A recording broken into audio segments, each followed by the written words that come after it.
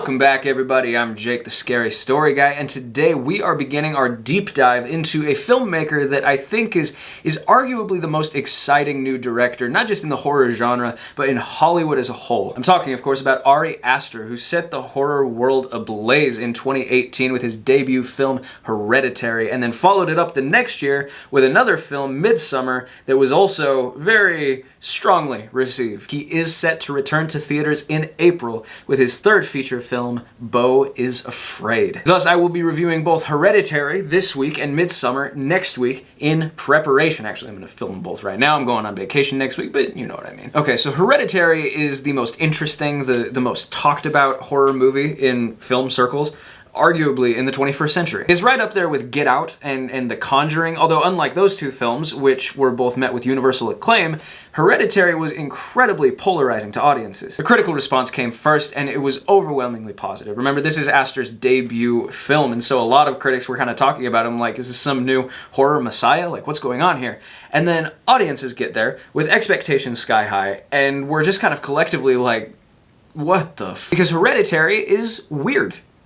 Like, it's really weird. And it's also kind of a lot. Like, it is harder to watch than most horror movies I've seen. Any movie can chop off limbs and put a killer in a mask, right? And many movies do that quite effectively, right? So audiences have kind of come to expect that they're going to show up to a movie like this in theaters and they're going to feel, you know, tense, frightened. They don't necessarily expect to experience an hour and a half of simmering emotional nausea, which is the best way I can describe the feeling that Hereditary produces. Hereditary is about a family that's experiencing grief. That's the most basic plot summary I can give you, right? And of course, it's very possible they're being haunted by something in the meantime. And a lot of movies deal with the theme of grief as something that can be sad, that can be complicated, that can sometimes even be healing. Hereditary portrays grief as rot, as something that just utterly degrades its hosts while it consumes them. That is what happens to this family over the first 90 minutes of this film. And then the last half hour is just bonkers. So, you know, it's pretty easy to see why Hereditary didn't work for a lot of audiences. And I'll be honest, it actually didn't work for me the first time I saw it. I think I came away feeling like a lot more disturbed than I usually do after a horror movie, but also kind of like the first two acts were just too slow for my liking, and the final act was too weird. And I have since repented of that. I just barely watched Hereditary for the third time.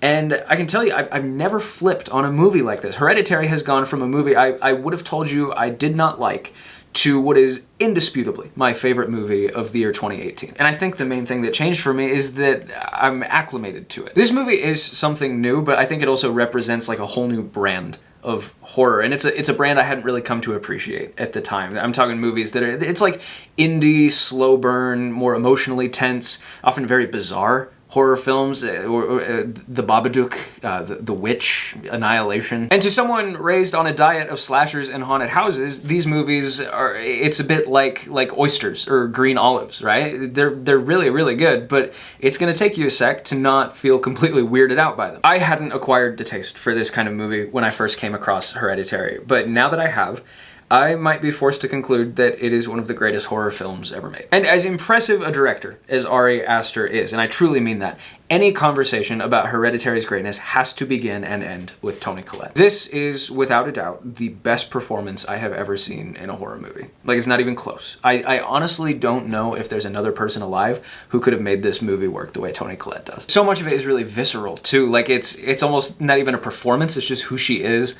as a person. I don't mean that Toni Collette herself is like a crazy person, but I think she's got a dial to turn in that arena that most people just don't have. It's something in her mannerisms, right? The expressions that her face can make that it has just always seemed off to me, right? I've always thought this about her. I saw The Sixth Sense as a child, and obviously the movie scared me, but she scared me. And it's not because she even did anything scary in that movie. I don't think she does. It's just this instability, right? This vibe that rises up as her emotions bubble up close to the surface, and it's really unsettling. That effect is really only compounded too as she's gotten older. The lines in her face made it a little more weathered, and it's just, holy shit, she's so expressive. I mean, just look at this. How many people do you know who are capable of making faces like this. It's deeply unusual. And yeah, there's just an overarching kind of emotionality to this whole performance that is totally captivating to watch. A lot of people think that she was snubbed for an Oscar. She wasn't nominated here.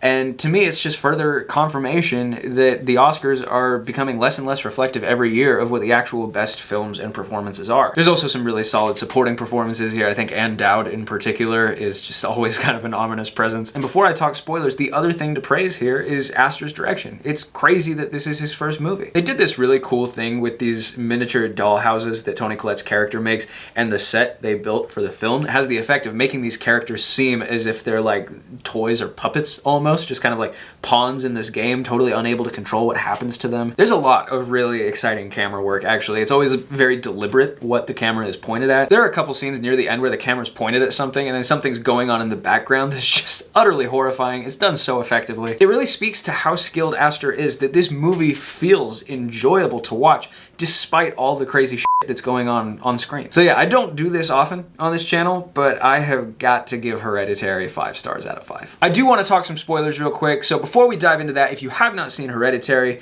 go, I recommend it. I think it's hard to give a blanket recommendation for a movie like this. I think there are a lot of people out there who should not watch it, right? This is not for the faint or even the tender of heart. But whatever, let's do this. Spoiler talk begins now. So the first time I watched Hereditary, one of my primary complaints was this movie's just too f***ing weird, right? Like the ending is just way too far out there. And to be sure, there is some deeply weird imagery in the final act of this movie. All these symbols and these weird cult rituals and naked old people. There's this scene near the end where Toni Collette is like swimming through the air in the background, and it actually made me like laugh out loud because of just how shocking and strange it was. That's the only time I was even tempted to laugh in this movie, believe me. It's like the least funny movie ever made. But actually, upon rewatch, I was struck by how straightforward the plot really is. I mean, so we open with a grandma's death, right? And it's pretty well established that the grandma had some secrets. Turns out the grandma was the queen of a cult that worships a demon called Payman, and their whole existence is predicated around helping Payman to possess a male body. And at the end of the day, they're successful, right? The grandson dies, Payman inhabits his body, and all the cultists start worshiping him. And that's it. Simple stuff. And I really think the thing that jars audiences, that jarred me,